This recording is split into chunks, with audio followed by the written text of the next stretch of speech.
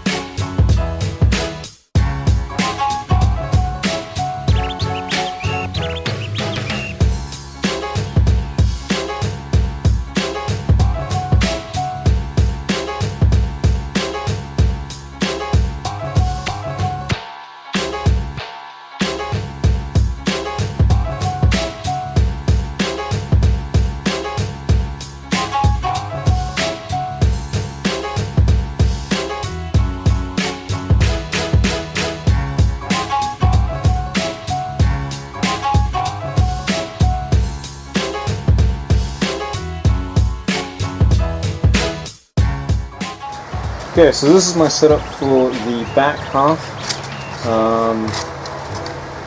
Going to have wet and dry on this side, a separate area for sanding corks things. What is it actually called? Cork sanding box and sanding sponges, and then on the other side I'll have sandpaper for what are they called? Sanding paint in between coats. I accidentally bought the wrong size ones of these. These are 115mm wide. I was meant to get the 100mm wide ones, so they actually all fit together. But I'm stupid, so I didn't do that. Anyway, I'm going to get to work putting this together and put in a few supports, drill a few holes in the sides to allow me to slide these all the way through, which I'll have to do beforehand. I'll get some dowel cuts the right size and everything like that. But that's the next step.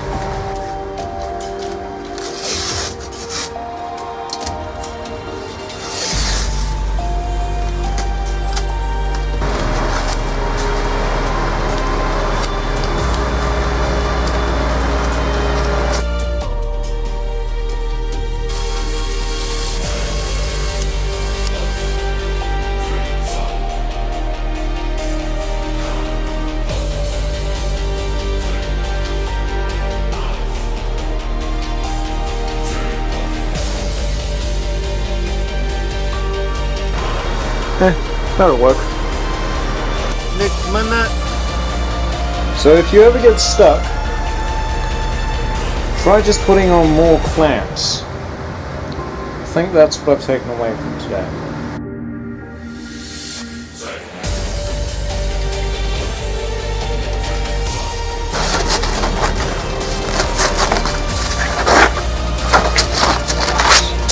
Three 120s.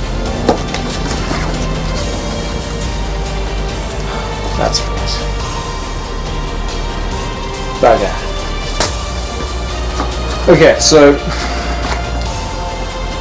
because of the adjustments that I had to make to this, I'm not sure where I lost the space, but essentially I did something wrong, and now these are no longer large enough to accept the regular size pieces of paper.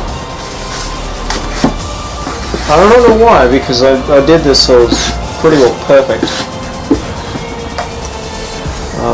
So I must have made a mistake along the way, but anyway, that means that I now have to cut these. What I think I'm going to do is I'm just going to fold these all in half, this way rather than this way, yeah, like this, and then cut them in half like that.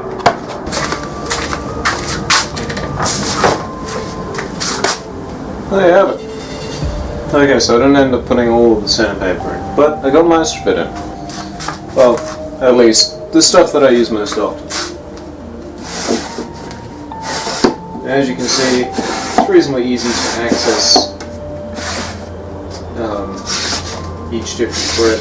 I'll probably put labels on this, maybe just little tags made out of some tape that say, you know, this one's 2000, 1200, 600? Yep, 600, 500, 400, 320, 240, 150, and then, what's this one, 120? Yeah, 120. So there you have it.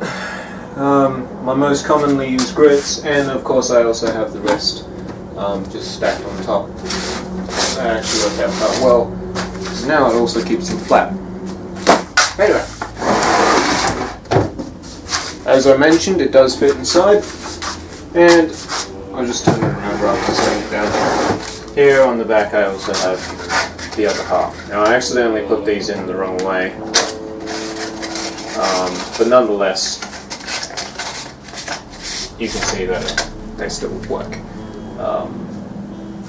But basically, rather than having the sandpaper part facing downwards, it should be facing upwards. I'll show you what I mean. Okay, so like that. That way you won't wear away at this edge. I was thinking about putting hacksaw blades on, but I actually just ran out of hacksaw blades. Which is surprising, because I did that project a little while back, making the Damascus steel out of the hacksaw blades. And so, I should have more lying around, but I don't. So I'm going to go out and pick up some more today. But nevertheless, worked out perfectly fine. And actually doesn't look too bad. I'll put it back on the way that we'll normally have it. Come on,